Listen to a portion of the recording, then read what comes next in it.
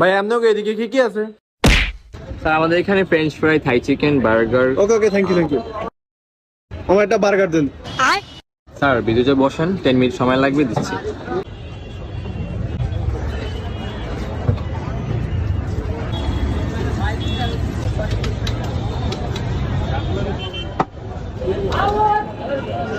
ভাই এটা দিছেন কিন দিগা? আমি তো এটা বার্গার লাগে খাই না। ভাই এটা তো ডেকোরেশন, এতটা খাওয়ার জন্য দিচ্ছি না। তাহলে কোন টেবিলে নাই, আমার টেবিলেই খালি দিছেন। শুনেন,